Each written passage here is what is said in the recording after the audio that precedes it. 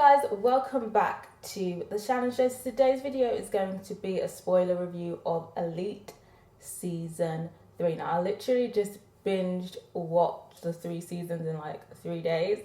So yeah, we're back on the Samsung today. I need to get my regular camera repaired, so we're just gonna have to deal with the Samsung today. But rest assured, the focus is going to be fine today. So obviously last season was jammed packed, lots of drama, the ending had me shook, and how we left off at the end of season 2 is that we finally thought Polo had been caught. So yeah, this is going to be another long one. I don't think it's going to be as long as my On My Block one, so get your snacks, your meals ready. So the series starts off with another crime, but there is an actual death this time. Now it takes about like an episode and a bit for them to reveal who the death is, and we also found out that the person who had fell to their death was stabbed before. I thought it could even be Samuel. Obviously he's been going hard for justice for his brother and Marina, so I was thinking maybe Polo had something to do with it, and he's also had trouble with him getting into this illegal criminal business. Also, we kind of assumed that Samuel was dead last season, so maybe they wanted to kill him for shock value.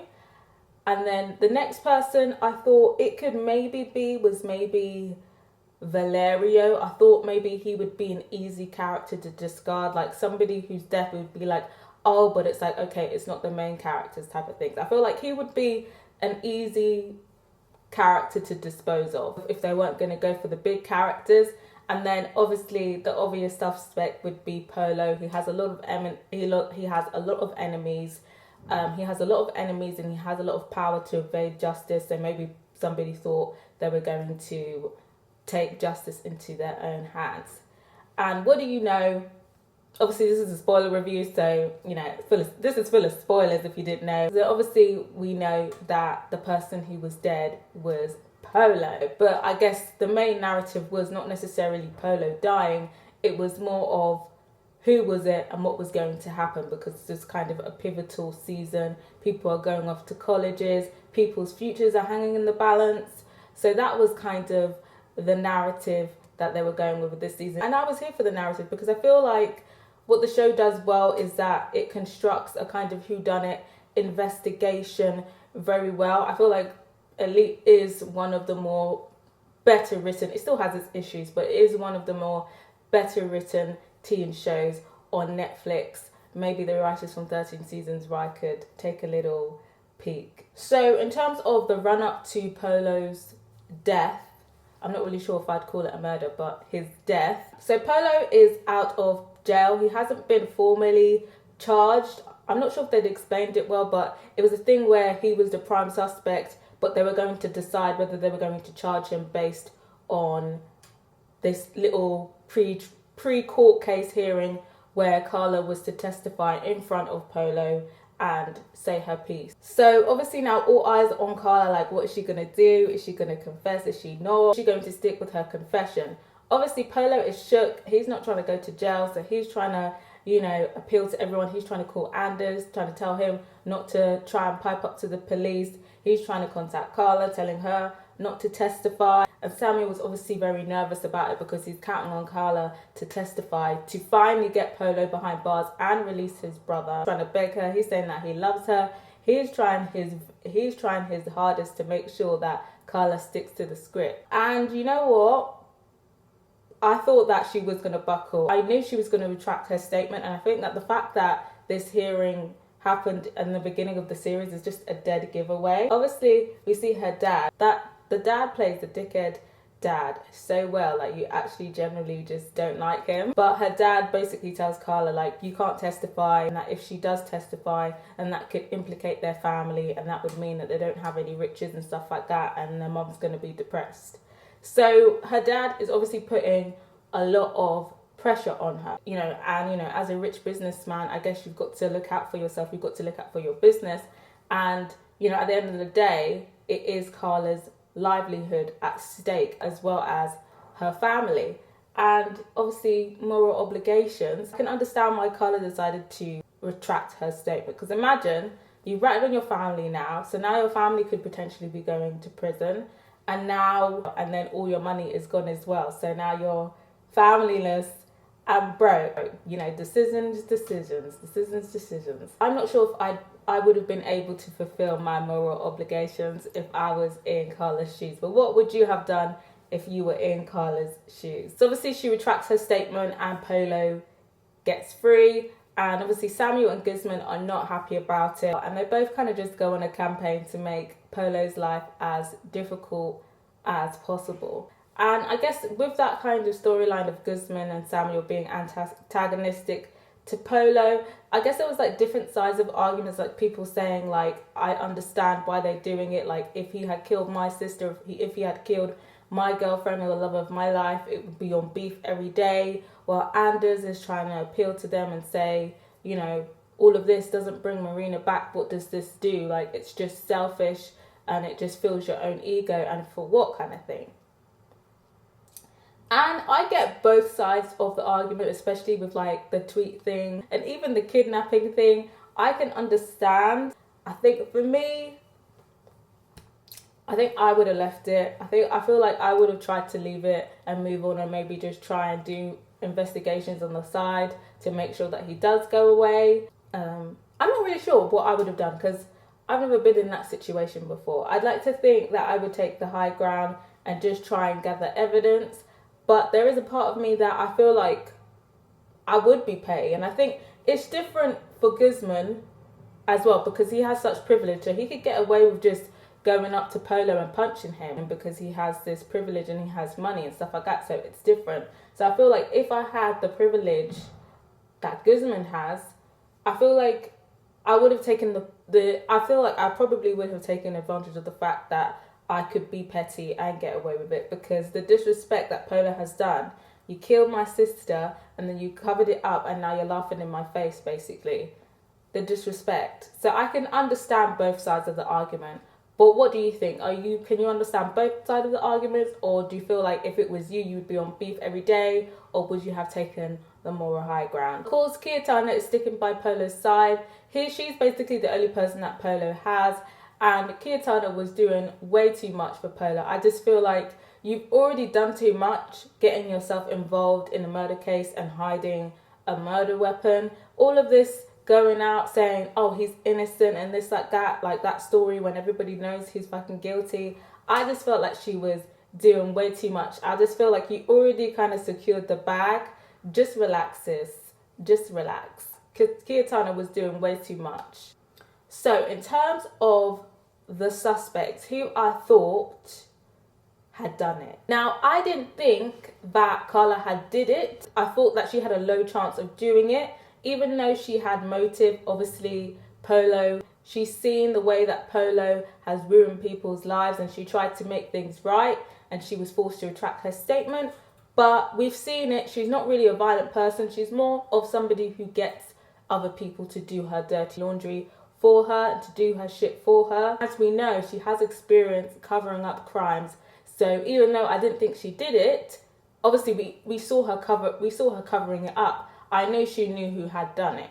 I'm just trying to think of who she would be covering up for. In terms of who I think she was covering up for, I thought potentially the only person that I would think... Oh, sorry, I've got the sniffy. It's not corona, guys, but I got the sniffly nose. Would be potentially Samuel, because they had a close relationship. They had a little thing going on. You know, Samuel claims that he loves her, so you know. So the next suspect that I thought, which would be quite an obvious one, would be Guzman. I thought there was a medium chance he did it, but I just kind of felt like most writers wouldn't pick Guzman to be the killer because that is the obvious choice. And even as a viewer, I knew that would be the obvious choice. But they did make it look like it could have potentially been him. Obviously, Guzman has been wilding out. He kidnapped Polo. He was interrogating him like it was Guantanamo Bay or some shit. Got the towel over him to make sure there's no bruises and whipping him up numerous occasions. And he's not one that hasn't been violent. Like, even he was quite shocked at his violence when Samuel had to stop him from basically strangling Polo. But I felt like even though Guzman is violent, he knows himself that there is a point to his violence. Like, he knows not to take it too far. I don't think that Guzman is a killer. Obviously, going on into the investigation, before the ending is revealed, Anders implicates him as somebody who he saw going into the bathroom after Polo, where we assume the crime took place, where we assume the stabbing took place. So I was just thinking, well, maybe he did do it. So then the next person was Samuel. And again, this is another obvious person, but I just kind of thought, again, this is a very low chance. He has been violent at times, but Samuel isn't a killer, and he has been someone who has diffused situations on numerous times. He stopped Guzman from basically strangling Polo, so I just kind of felt like, why would somebody who had stopped Polo from getting strangled to death now decide he wanted to kill him? But at the same time, there was a lot of motive there. He got expelled from school because of Polo, and his brother, who had went into hiding, had recently been rearrested for Marina's murder. And obviously Polo is out here scot-free, living life, going to a good uni. That could have been a motive for Samuel to basically say, enough is enough. But also, at the party, we also say that he wants Rebecca to find people to beat Polo up. Rebecca obviously refuses, so then again, that could be another motive of Samuel now taking things into his own hands. Next suspect was Valerio. I thought this could be a medium value. Valerio, Catania and Polo were in a throuple, and that didn't work out. Again, he got expelled from the school, quite resentful, and he kind of felt like Polo wasn't really helping him out or didn't want to help him out. So there was some resentment there. Maybe he kind of felt like there was no future for him, so why not just kill Polo? But I felt like it was quite a low chance that they would pick Valerio to kill Polo. Now, Lulu, I thought that Lulu was a low chance suspect because from what we had seen from Lulu was all talk. Of course, she was quite upset about losing, about at the time she thought she had lost her scholarship. She throws a drink at him. She says that he ruined her life. But Lulu has never been anyone who has been violent. So I totally writ her off. I thought that there was a low chance of her being Polo's killer. Nadia, I thought there was a low chance of Nadia being the killer. She had motive. She also thought she had lost the scholarship after her and Lulu spoke out at the graduation. And her brother actually implicates her of being seen going into the bathroom after Polo. Now, when Omar implicated her, I was very suspicious of that implication. But on top of that, I was kind of thinking, even if Nadia had been at the crime scene, I was kind of thinking, if anything, she was going in after Guzman to kind of help him cover everything up. That's what I had initially thought. And then, of course, we find out what actually goes down at the party, because obviously we had just seen it in fragments. So Polo has now turned up at the party because at this point he has now decided he was going to confess to his crimes and have his redemption. Nadia and Lou had spoken out against him whilst they were accepting their scholarship award, and their mothers had decided to rescind the scholarship, but he had convinced his mother to rescind it back after confessing to his mothers that he indeed was the killer. I'm glad that Polo finally decided to come forward. It does feel like a little bit too late, but better late than never. But I don't think him coming to the party was a smart thing to do. I felt like what he should have done was, obviously, the girls would have found out that they got the scholarship back. He didn't need to tell them in person. And he could have just sent people letters from prison, All of this face-to-face stuff, I felt like that was a bit of ego going on. The first thing he does is he goes to Catania and asks for the trophy back. Obviously, Catania has been keeping the trophy for him. She refuses to give him the trophy. She basically says that he shouldn't give himself up. Now, what I'm initially thinking is Catania is either scared that she's going to be implicated. Personally, I don't think she should have gotten herself involved in the first place. I don't care how rich these people are. Even though Polo was rich and she was poor, I don't think that was enough incentive to now start committing crimes. I felt like she could have found another rich friend that wasn't a murderer and someone she didn't have to cover up a murder for. Then I was thinking maybe she was just a bit selfish. She was kind of thinking if he goes away to prison, she's not going to be able to reap the benefits now because he was basically paying for her life. So maybe she wanted to just keep that and thought that she could convince him not to confess. And then another part of me just thought that she was just dumb. Like, it was just clear that she should just give up the trophy. He said he wasn't going to implicate her. I felt like he was being sincere. So she should have just given up the trophy. And, you know, maybe if she'd given it up voluntarily, maybe she could still finesse some money out of him, you know? But what do you guys think of Keitana's reaction? Obviously, then is the kind of revelation that basically Keitana had been plotting to keep him around, so therefore he couldn't go to all of these other schools when he wanted to move because they had found out about the accusations about him, and that was all down to Keitana. And I think she was actually the one who tweeted out that he had tried to kill himself to, I don't know, maybe keep him upset and depressed as she would have to heal him and baby him. I think that was her whole plot, which is quite insidious actually and manipulative. So he tries to go on a kind of redemption tour. He tries to tell Lou that he's sorry and that he's giving her the scholarship back. Lou doesn't want to hear it and chucks a drink in his face, which is understandable. I feel like if I was in Lou's shoes, I probably wouldn't really want to hear what he had to say either, even if it was a sorry. Like, what can sorry do for me? But maybe a part of me would have wanted to hear what he wanted to say, what he was offering as an apology, you know? Well, what would you have done? Would you have given him a time to explain himself, or would you have just been like, boy, bye?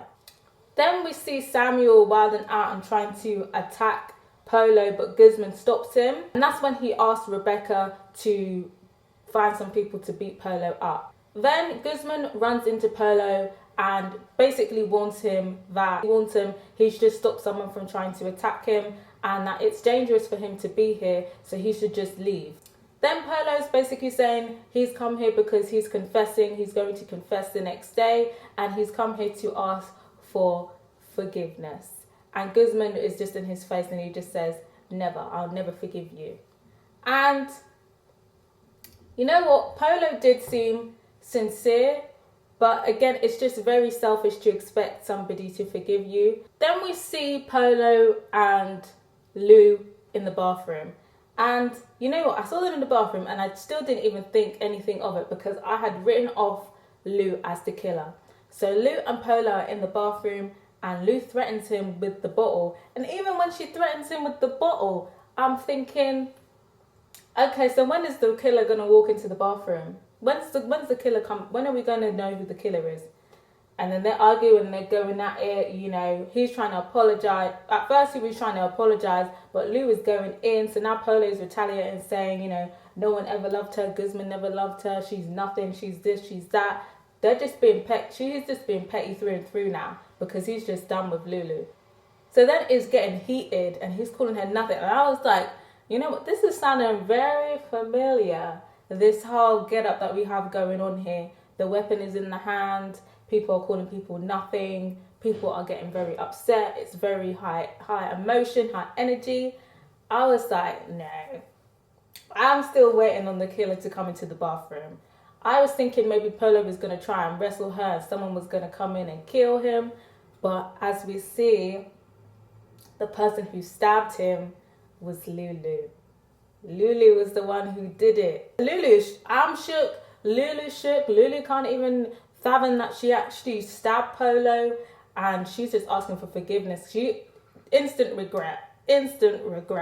But the thing is, she stabbed him and I felt like he was probably going to survive that. I felt like, obviously there was a lot of blood, but I felt like it was survivable. Polo is leaving the bathroom, he's stumbling around, and he ends up resting on a glass above a balcony.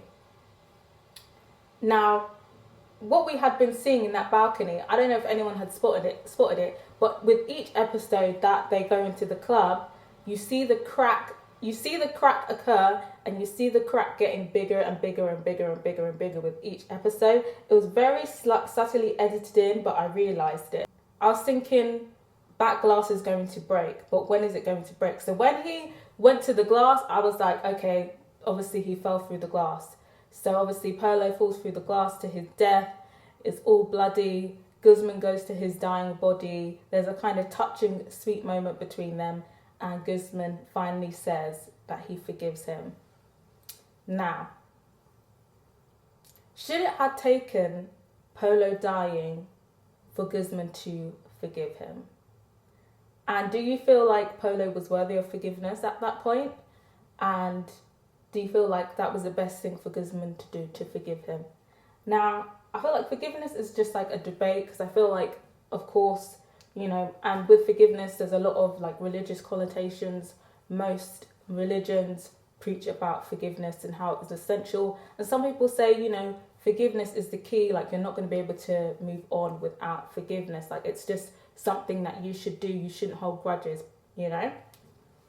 And I feel like forgiveness is not I don't know what's even the word. I feel like forgiveness is not an obligation, in my opinion. I feel like forgiveness needs to be earned or granted by the person who you need forgiving from. And I feel like the person who can absolve you and give you forgiveness, it is up to them whether they decide to forgive you or not. And I don't feel like anyone should feel like they are a bad person for not forgiving somebody. I felt like in time, yes, Polo was worthy of forgiveness. I'm not sure if I would have forgiven him in that moment, because it had taken him so long to do the right thing. I feel like once he was up in jail and he has said guilty, maybe then the forgiveness process would be able to begin for me if I was in Guzman's shoes. But what do you guys think? Do you think you would have forgiven Polo in that moment? Do you think he was worthy of forgiveness in that moment? Or do you feel like, you know, not just yet kind of thing, or not at all? Let me know. So this is when things start to get interesting, because we see the group puzzling together and everybody knows what happens. And I just thought that was weird. Like, how come everybody knows what happens, you know? How can everybody know what happens so fast? Like a full-on like murder, homicide now has happened, and everybody just knows casually like, oh yeah, Lulu was the one who did it, and this is how it went down. So the gang, all of the gang, the main people are there, and they're all basically saying what they should do and how they're going to get their story straight. So the overall consensus is that they're going to cover up this crime. Now I'm just thinking, how the hell are they going to cover up this crime? And the first thing in my head was thinking, are they going to try and make it look like he stabbed himself and jumped over the balcony and killed himself? Is that what they're going to try and make it look like? That was the first thought that came into my head. Samuel was piping up, he's just like, nobody's going to jail. This is what we need to do. So the first thing that they do is they make sure that everyone's fingerprints is on the bottle, because that is going to throw the police off the scent. And I thought that was very smart. I was like, oh, okay, I might have to note this down, you know, for the future. You never know. I thought that was very smart, to be honest. I thought that was very smart. But one thing to note was that Guzman told Nadia not to put her prints on it in case she was implicated, and how that could mess up her future. But Nadia decides to put her fingerprints on it anyway. Obviously, it all worked out, but I was just kind of thinking, you didn't really need to put your fingerprints on it. I feel like everybody else's fingerprints would have been enough. So I feel like if somebody had told me in the room, you don't have to put your fingerprints on it, I wouldn't have done it if it wasn't entirely necessary. I'm not gonna lie, I'm not even sure if I feel like I would have just pretended to put my fingerprints on it, because this is wild, Shani. Wild. So in order to make it look like he had stabbed himself, they have to plant the bottle on him, and Rebecca distracts the security guard, and Catania plants the bottle and the fingerprints on Polo's body. And, you know, she cries and she says that, you know, she says that she honestly loves him and stuff like that. And Catania was somebody who was a bit nervous about the whole situation. She wasn't sure if she wanted to do it, but she went along with it anyway. When she left the bottle with him, she actually cut herself on the bottle. And I was thinking, is that going to like implicate her or something? Is that going to mess up the plan? When that happened, I was just like, is that going to come back to bite everyone? But it all worked out fine. And then the final icing on everything was that what they were going to do to throw everybody off the. And then it turns out that Lou said that a group of people had seen her go inside the bathroom, and she knows that they're going to act as witnesses and say that they saw her. So everyone is just like, okay, we've done all of that now. Now what? What are we going to do? And then I'm not sure who it was. I think it was either Guzman or Samuel, but they came up with the plan that everyone was going to implicate each other and say that, oh, I saw him in the bathroom, I saw her in the bathroom, to throw the police off the scent, and again make it look like it was a suicide. And again, that is very smart. I was writing down notes in my book, honey. I was like, this is very smart. I was very impressed with this whole murder cover-up plot. I feel like this is one of the best written murder cover-up plots that I've seen on a teen show, and maybe on a Netflix show, period. But yeah, this whole rich life business covering up crimes, I'm not sure if I could actually be involved in all of this stuff. I felt like I probably would have gone along with it for the sheer fact that everyone else was. It's kind of just like, you don't want to be that person that doesn't go along with it, and maybe you'll get implicated and all of these rich parents are after you and trying to kill you. So I think even though I wouldn't have wanted to be involved, I think I would have went along with it. But what do you guys think? Would you have resisted, or would you have just went along with everybody else? So everybody lies to the police. Lulu is conflicted, but she does a good job, and the case is closed and it's made to look like a suicide. And that is the end of Polo. Now, Polo was bad. But I understand he wanted to avoid jail. At the end of the day, it was an accident, but I just feel like it wasn't like an accident. It wasn't like, he shoved her and she fell off a cliff. Like, he fully got something and whacked it on her head very violently. So I'm not really sure if I classify it as an accident. Like, he meant to commit violence against her, so obviously didn't mean to kill her. But I'm not comfortable with the way that some people are trying to write off like an accident. I feel like he was bad-minded. He was very bad-minded, and he had done a lot of dodgy stuff apart from the Marina murder, namely Christian, and how he basically used him and manipulated him. So, Polo wasn't the perfect character, but did he deserve to what had happened to him? I'd have to say no, because I felt like justice was about to be served. But I guess even in the realms of the books and in realms of life, what goes around, what comes around, and what happens, innit? Everything happens for a reason. I would have preferred to see him, serve out his sentence, away from the luxury of his home. I feel like that would have been better for me. I feel like that would have been a bit more satisfying. But yeah, it is a little bit of karma, I think. It is a little bit of karma. Did I feel bad for him? You know what? I didn't feel bad for him. I felt bad for the people he had affected. So I felt bad for Guzman, namely. But I didn't feel necessarily bad for Polo. I'm glad that he did try and at least, set things straight. But yeah, I'm not really upset, But is anyone kind of low-key upset for Polo? Does anyone feel like, we should have sympathy for Polo or not? Or is anyone kind of just like, what goes around comes around? And in terms of Lulu, should Lulu have been punished? I feel like yes and no. I feel like yes, she committed a crime. She should probably be punished for that. I don't think that Lulu was entirely innocent. I don't think that what Polo did now absolves Lulu's guilt.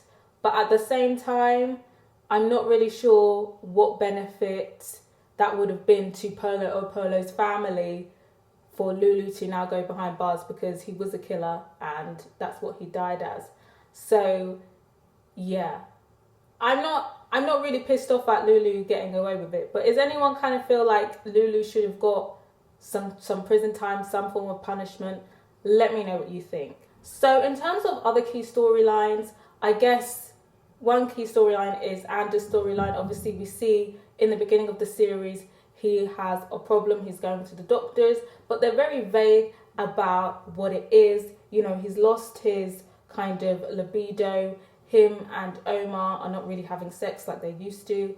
So at first, I was just kind of thinking, I don't want my mind to wander there. I was just kind of thinking, because you know sometimes this show can be a bit problematic. I was like, are they going to do a problematic Anders storyline? But it turns out it was cancer. Let me know. I know some of you thought it, but it turns out it was cancer. But yeah, did anyone else kind of felt like they were going to give Anders HIV or something like that? And the whole cancer storyline, obviously, I felt like it was frustrating for me as somebody who is like, was standing Omar and Anders, but I felt like it was played well, like Anders being depressed, you know, the things, Anders being depressed, pushing Omar away. I felt like those are things that would generally happen, as much as it frustrated me because I stand Omar and Anders together, and their relationship definitely goes through it, from Omar cheating on Anders, Anders finding out and then lying that he was cheating so that Omar would break up with him because he wanted Omar to be happy, and then him now basically just wanting to throw the towel in and just wanting to live life and thinking, you know, he's going to die, and then him now, and then after Polo's death, realizing that he wants to live and he wants to be with Omar, and then telling Omar, and Omar basically saying that he wants to be with this other guy, and then them coming back together. It was a whirlwind, and honestly, by the end of it, I was happy that they got back together, but I'm tired. I'm tired of this whole narrative of Anders and Omar being together and not and being together and then not being together. I feel like for the next season, they should just be stable, please. I need stability. What I will say is that I feel like Omar, what do we feel about Omar cheating and not revealing that he cheated on Anders immediately? Like, he admitted like way after it happened. Now with Anders, when he cheated on Omar with Polo, I guess they weren't really official, but you know, they were a thing. Anders at least had the decency to tell Omar about it immediately, like literally right after it happened. But Omar didn't, and I feel like, I guess there's different circumstances here. Namely, Anders has cancer. He doesn't really need any more stress in his life or upset in his life. And then, of course, on the flip side, the person who Omar was messing with was Nadia's boo thing at the time. So then there's a kind of added layer of, I have to keep this a secret. But what do you guys think? Do you think Omar should have told Anders right off the bat, or do you feel like you can understand why he didn't? Like, as in, like, it's kind of justified? Or do you feel like Omar was just being a scaredy cat and not wanting to admit the truth? And then, I guess the next key storyline is Carla's storyline. And our girl has really gone through it this season. She was finally on the right track. She did the right thing. But she has really been tortured this season, and I'm happy she finally got her happy ending at the end. But Carla, these writers really did our girl Carla dirty. So I guess her main storyline is that her horrible father, absolutely horrible father, is basically pimping her out to this student because the student has money to invest in their dwindling winery family business. And this Yuri guy that she's been forced to date is absolutely unbearable, and he's cringy, and he has this like kind of obsession with her because he's been wanting her since he was, you know, a chubby guy or a fat guy and undesirable, and nobody really wanted him, but she defended him on an Instagram post or whatever. So he's always had this like obsession with her, and she does not like this guy, and I definitely understand why. Like, he was just so annoying, and like, even though he lost all of this weight, you know, he wasn't great looking, you know. So I can definitely understand why Carla was just not feeling it. To the point where Carla is now using drugs to try and at least pretend to like this guy. It was getting serious. Carla was an absolute mess. And then what is even worse, when she goes to confide in her mother is basically telling her, I know, and you know, you got to do what you got to do to save this family. Love is not everything, and that you should think about the life that you have, the money that you have, because I chose love over money and now I'm miserable and depressed. Shade to her father. Honestly, I was shook. I was just like, the mother as well. I was like, wow. And this is who you were lying on the stand for, this family? I was like, wow, your family is trash. Your family is a mess. I guess it kind of brings up the debate because, you know, modern world, people are like, should we marry for love? Should we marry for money? Should we marry for love? You know, what is important in a relationship? And, I can get the mother's point, the lifestyle, money is important in this society that we're living in the world. In terms of divorce, the divorce rate is so high, and the most common problem with people divorcing is money problems and financial problems. I don't think you now need to go to the extreme of actually being stuck and depressed and miserable with this Yuri guy. I don't think it's ever that deep for the sake of money. I don't think so. I feel like you could at least make that work with somebody you are at least friends with, rather than somebody you absolutely despise or are nauseated by. But in terms of valuing money above love, I can get down with that concept, but I wouldn't put peace of mind with a guy depressed for the sake of money. I feel like there are so many other alternatives, and it doesn't even have to be that way. But what do you guys think? Do you feel like money can ever be above love or not? What do you guys think? But I wasn't here for this Yuri relationship. But obviously she eventually just tells him how it is. She says that she doesn't like him, and the reason why she's taken all of these drugs now is to tolerate him in a relationship, which he did not take well. But they managed to have another conversation where they break things off amicably. And in return, he actually does decide to invest in her parents' company to keep them afloat. But his stipulation is that Carla has to be in control of everything. So at the end, Carla does technically come up on top, and all of her hard work paid off. And then, of course, another key storyline is that Samuel rats Rebecca's mother out to the cops on the pretense of them doing a deal of them dropping the brothers' charges. Obviously, they actually didn't do that. They actually double-crossed Samuel, but he agrees to do it. In terms of whether I thought Samuel should have done it, if I would do it if I was in his shoes, I don't think I would have done it because, one, Rebecca's mother is involved in some heavy criminal stuff, and he's already been in trouble with criminals trying to find him because of him now working for Rebecca's mother. So I'm not really sure if that would have been worth the risk, and I feel like a key point would have been in they're already thinking about dropping the cases. So I just kind of felt like I would have let that ride out rather than now me risking my life or my livelihood, or me having to look behind my shoulder. But yeah, what do you guys think? Do you think you would have taken the deal off the bat, or do you feel like you would have not taken that risk? Let me know. But obviously he does do it, and Rebecca's mum ends up in jail, and Rebecca loses all of her money, and she has to crash at Samuel's, and she has no money left, but her mum has left her a big old bag of cocaine for a rainy day. Obviously, to get money, she has to sell it, but Samuel is against her, becoming this criminal and selling drugs because he's just he wants a better life for her.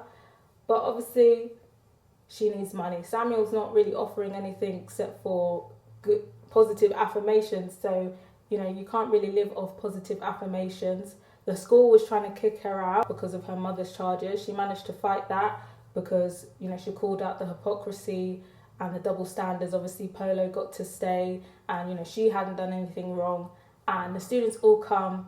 There's a beautiful moment where all the students stand with her in solidarity, and basically she's kicked out, then they're all going to walk. Would that happen in real life? I'm not really sure. I feel like most people are very selfish and would just watch it happen. But it was nice to see on TV she needs to pay the fees for the school. So, Samuel, at first she was how she wasn't going to do it, but then she was just you know what, I actually need money, so I'm going to do this. She ropes Valerio in because obviously Valerio is crashing with Samuel now, and they get into it. They're making a lot of money, but she ends up backing out of it after, she sells to Carla and something really bad happens to Carla. And I feel like that was an eye-opening experience for her, and she was just she doesn't want to be a drug dealer anymore. She doesn't want to live this life of criminality. She wants to go on the straight and narrow. And I feel we see a bit more of Rebecca this season, and I personally have grown to like Rebecca now. I feel like in the last season she was a bit annoying, but I feel like we see a bit more of her. I feel like we did see different sides to her last season, but I feel like we see more kind of character development. Obviously, she finds out that Samuel did snitch on her mother and they have a little falling out, but obviously they reconcile. And when her mum does eventually come out of prison, she gives her mother an ultimatum of, you know, you've got to leave the life of crime behind, or I'm leaving. I don't want anything to do with you if you want to continue being a criminal. And we don't really see her mum answer that, but we can only assume that she might have, because she's back at the school in the next season. So she's obviously come up with the fee money. I'm just thinking, how did she come up with that fee money if her mum has now left the life of crime? So I guess we'll see next season whether her mum really truly gave it up. And I guess another key storyline was Nadia attempting to move on from Guzman and finding a boo thing called Malik, who she actually racially profiled at her dad's shop. Now this Malik guy is very forward, like suspiciously forward. He wants to meet their parents straight away, and he takes every opportunity that he can to meet the parents. He's trying to reunite the family together, like doing a lot, way too much. And I thought that was quite suspicious that he was doing so much for Nadia despite not knowing her for very long. And I didn't totally buy it, not at all. I was just kind of just like, what is his ulterior motive? Because this didn't make any sense. Were any of you guys a bit suspicious of Malik at the beginning? Or were you just kind of thinking, maybe this is just a nice guy? Maybe this is what Nadia actually needs? Because this is a relationship that could potentially, you know, be a thing and not cause any problems for her parents. See, he's Muslim as well. And then on top of that, he's very liberal. He drinks alcohol. He's okay with Nadia taking off her hijab and stuff like that, or her head wrap. And, you know, he seems like the ideal boyfriend, the ideal man for Nadia, almost too perfect. And I wasn't really sure what it was, because obviously when his first encounter with Omar, it was when he said he was, obviously he called himself the FAG word, but when he said that he was gay, Omar was kind of just acting a bit shifty. You know, those people, you know, who say that they're liberal but act a bit iffy around gay people. I kind of writ him off as that. But then, you know, he had like a talk with Omar, and he was like saying, you know, Omar was basically saying like, you wouldn't get it. And he was like, oh, I do get it. And when he started repeating, I do get it, I was like, I bet you they're going to kiss. And would you know, they kiss and they basically have a little affair. And I didn't see it coming, you know. I really did not see it coming until that part. And I was just like, these writers, that's like, I was like, these writers, anything to get Nadia and Guzman together. So obviously Nadia finds out. Nadia is suspicious of Malik. I feel like she kind of feels like he's not really that into her, or he's stepping out of the relationship, or maybe that he's just a little bit too good to be true, and she figures out that her and Omar are together. And the reveal was iconic, absolutely iconic. One of the most affair cheating reveals I've ever seen on TV, and they didn't even have to say anything. She didn't even have to catch them in the act, but she kind of did catch them in the act. Obviously they went to a club, and what happens is like there's like fluorescent paint on their hands. So obviously, you know, she's asking him where he is, but when the lights go off, he's got fluorescent handprints on his chest, and most tellingly, he's got fluorescent handprints on his crotch.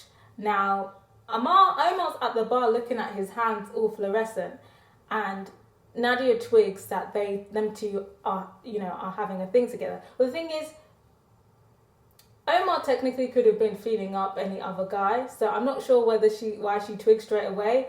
I think maybe she just had an intuition, like she knows when something is up. But they don't really have a falling out about it, and she's not really that angry with Omar. Like, she forgives him quite quickly. And I think if I was Nadia, despite the betrayal, I think I would have forgiven Omar quite quickly as well, because is a thing where, like, there's nothing really Nadia could have done. Like, Malik was gay. I'm not sure if he was bi. I'm thinking he was just gay. But Malik was gay. So it's kind of a thing where it didn't really matter who it was with. It was going to be with another man.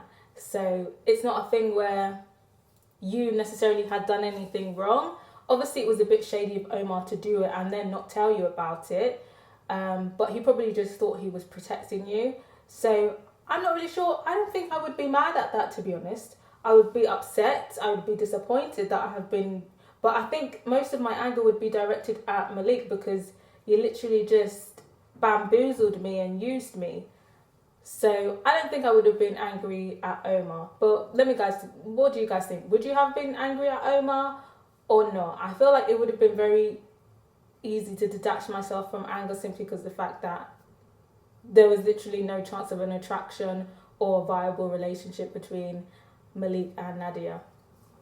But then on top of that, Malik, as if going now with her brother was not cheeky enough, now he was basically propositioning Nadia to be his beard. And for those of you who don't know what a beard is basically what a gay person goes into a fake relationship with a woman to throw the scent off.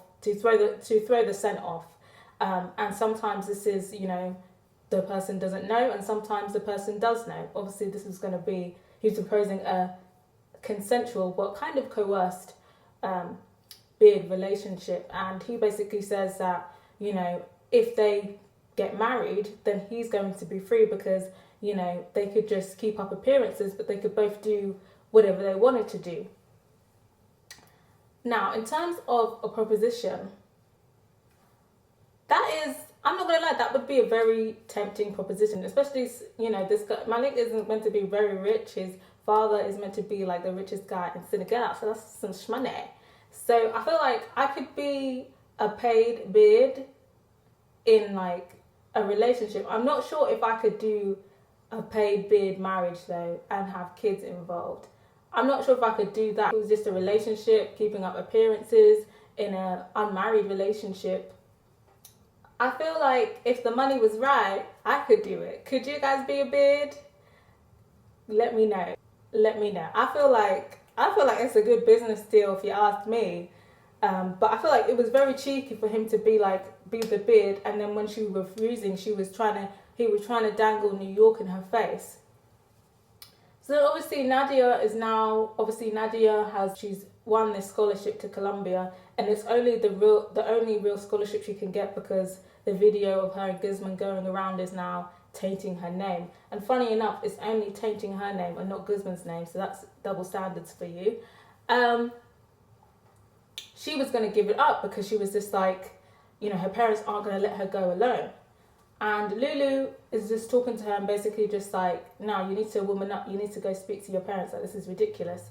And she stands up to her parents and she says, look, I'm taking this scholarship, but I'm not going with Malik, and that's that. This is a good opportunity. You better get with it. And yes, we stand Nadia. She's one of my favourites. She can be a bit annoying sometimes, but I've got a soft spot for Nadia. So I'm happy for her happy ending. And I guess within that, they kind of tease the whole Guzman-Nadia thing. And you know what? I feel like the less that I see of them together, the more I want them together. And, season 1 / beginning of season 2, I didn't want them together. I did not stand or ship the relationship. I just felt like Guzman is a privileged piece of shit. Nadia should stay clear. But I stand Nadia and Guzman together, and I love their relationship arc. I felt it was like very subtly done. I felt like, absence does make the stand grow stronger, I think, in this case. So I stand Nadia and Guzman together. But yeah, at first, did you stand Guzman and Nadia or no? Let me know where your stand allegiances lie. So obviously, another key storyline, I guess, the Lou and Valerio storyline.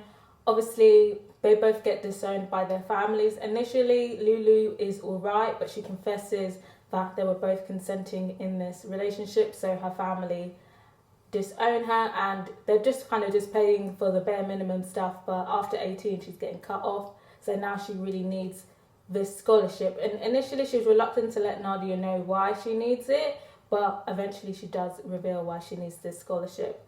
and Valerio is out here homeless, out on the streets, struggling, just holding on to his Bentley for dear life. And in terms of that whole thing,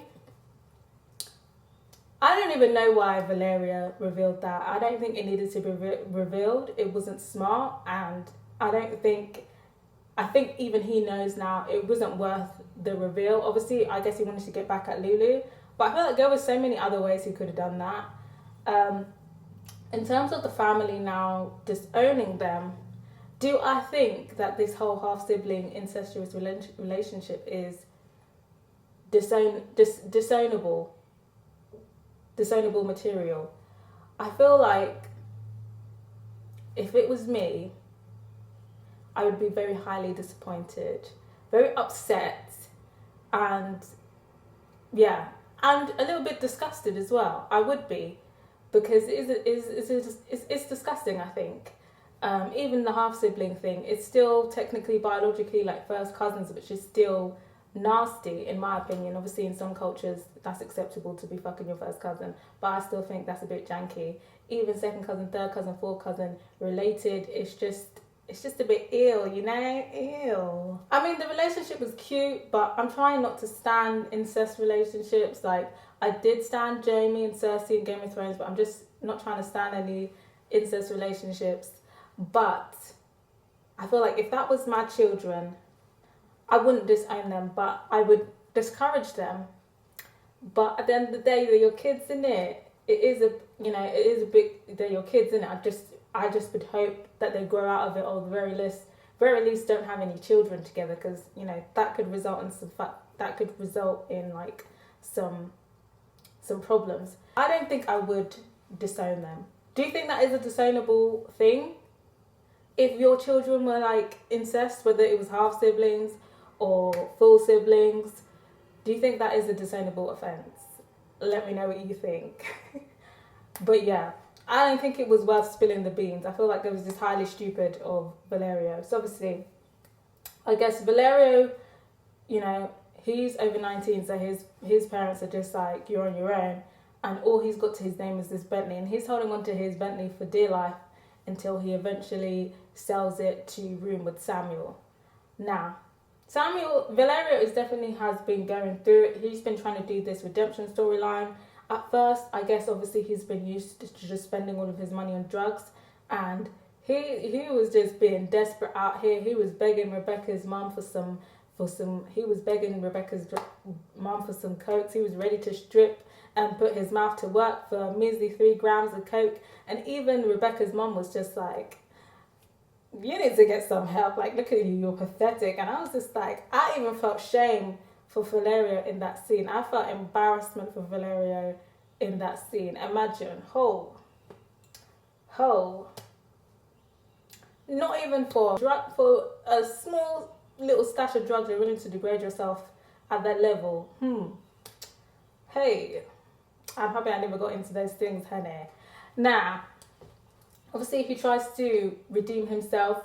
He ends up in a throuple with Polo and with Katana. He's now got into this drug thing with Rebecca to raise money for college, and he's really trying to improve himself, but obviously he ends up expelled. But obviously Carla does help him out. I guess we get to see a bit more of Valerio again. He was another person that I did not like in the last season. But again, I feel like we've got to see a bit more development from Valerio, and I feel like he is more of a character I'm getting used to, and potentially somebody I would like to see in the next season. But what did you guys think of Valerio and his storyline? And then obviously Lou, we see her, a bit more character development from Lou. We have seen softer sides to Lou, but most of the time the softer sides are usually towards her love for Guzman. Sort of having a little redemption arc with the whole Nadia scholarship situation. There are numerous times where she could have thrown Nadia off game, and she was about to throw Nadia off game by revealing that she had saw Malik cheating with Omar, but she decided not to. She decided to play fair and square. When Nadia was going to give up the scholarship, she was telling Nadia not to be stupid and to stick up for herself and stick up for her parents. And overall, she was actually just being there and kinder to Nadia. I think maybe she felt bad after Nadia apologised for stealing Guzman from her. But I'm not sure if she has done enough for forgiveness, because I feel like all she has really done this season is just be a decent human being and not a bitch. And don't get me wrong, she is one of my favourite bitches in teen dramas in terms of the mean girl. She is one of my favourite bitches. Like, she plays the role very well. But I'm not really sure if now her suddenly being nice is now everything is forgotten, because she was a bitch and she was Islamophobic. She, you know, she's the one who sent around this whole video of Nadia. Are we just meant to be forgiving her now? I don't think so. What do you guys think? Do you feel like she has done enough for redemption this season or not? Let me know. Yeah, and then I guess the next the next kind of key storyline, I guess, would be a throuple. We've got a new throuple this season. Kitana, Polo and Valerio get into a throuple, and it seems to be going successful. See, they get caught by Polo's mothers, and he is just like, yeah, this is a normal relationship. Like, you guys can't even talk because you're not societally conventional coupling either. Now, I feel like polyamorous relationships, there's a lot more information about it. There's a lot more acceptance, and I've seen a lot more shows about it. And what do you guys think about it? I used to be someone that was just like, that is like so weird. Like, why would you want to do that? Like, why would you agree to do that? And would it work? Would people get jealous? You know, stuff like that. And you know what?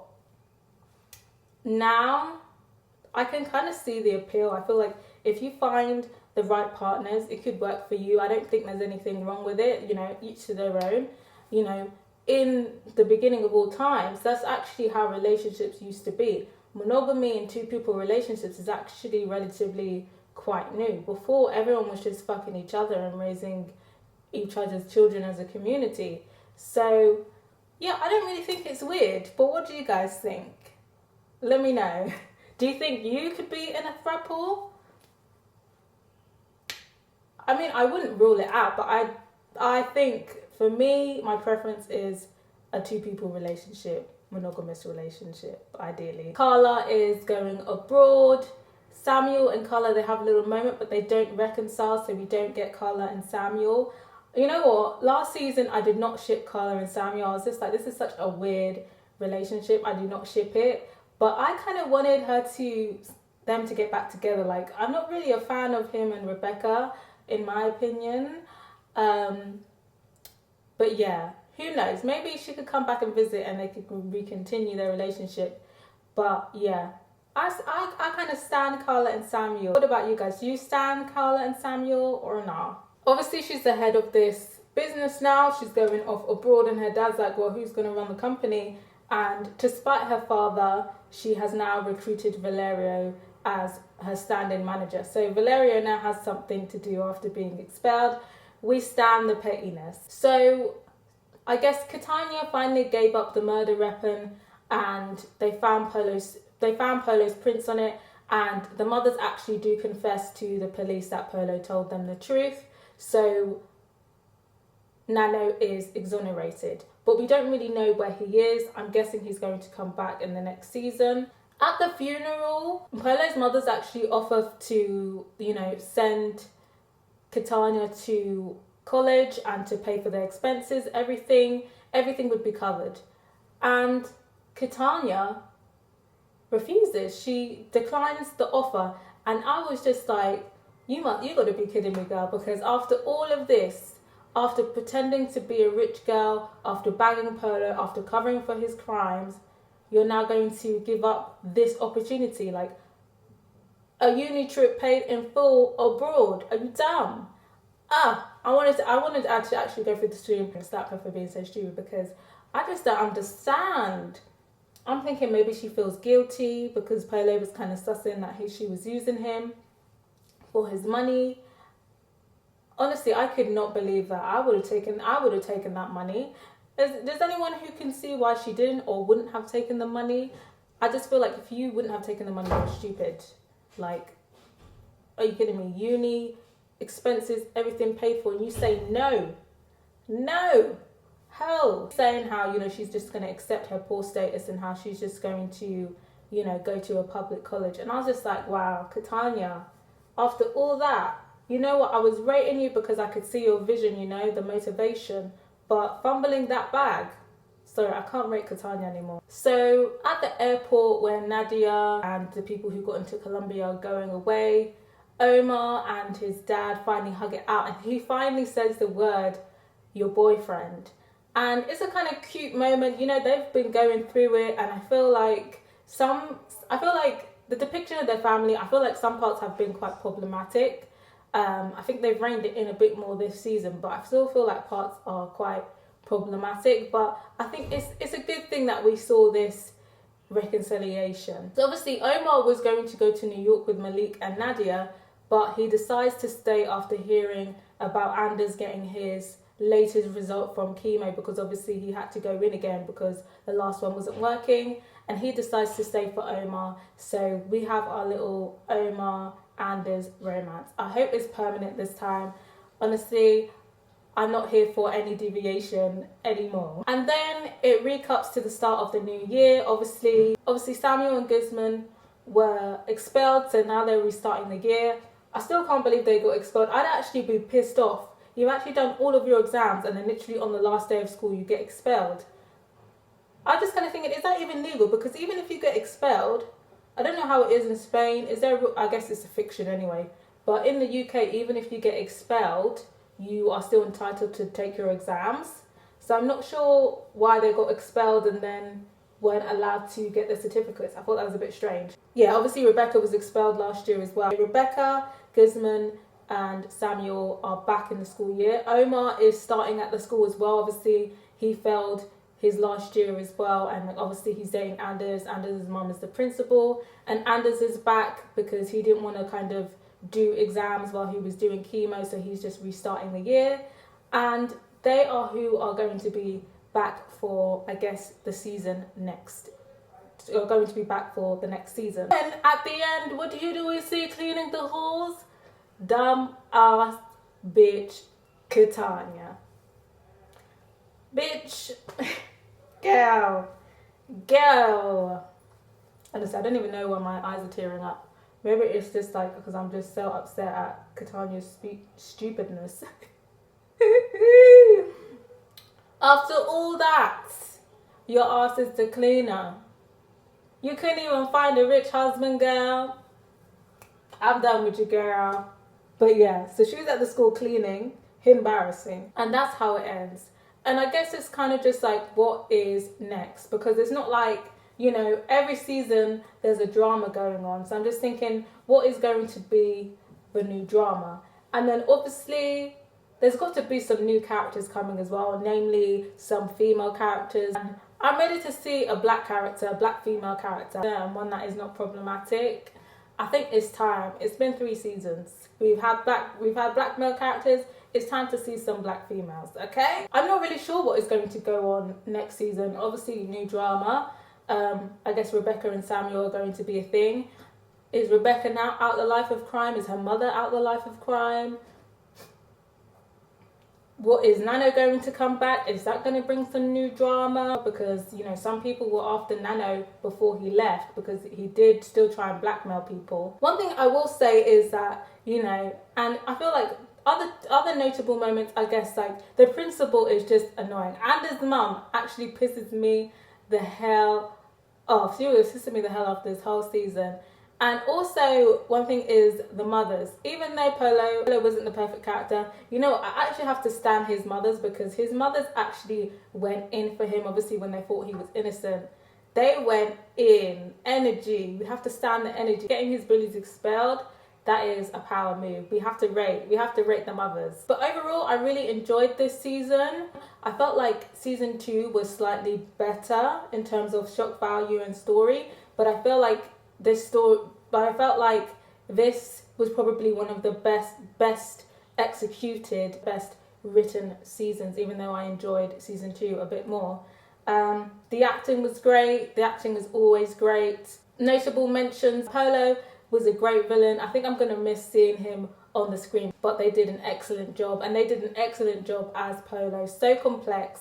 The actor who plays him did him justice. And I'm low-key gonna miss his character because he did add a lot to the show. Tanya, you know, I have to stand her because she managed to piss me off so much that I have to stand the level of pissing off she did this season. And then Guzman, of course, another great actor, another person who was a standout performance. And yeah, I'm low-key happy to see him back next year. But yes, another sleek production. Production is always on point. The acting is always on point. The writing is always on point. Yes, there's some problematic elements here and there, but I can let them slide. But yes, let me know what you thought of this season. Let me know what you thought of this review. And let me know what you'd rate this season out of 5. And let me know what your predictions are for next season. Till next time, guys, subscribe if you haven't. And if you have, don't forget to put your notification bell on so you'll know when the next review is dropping. My next review dropping will probably be my Noughts and Crosses spoiler review. And I've got a few film reviews coming as well. Till next time, guys. Bye.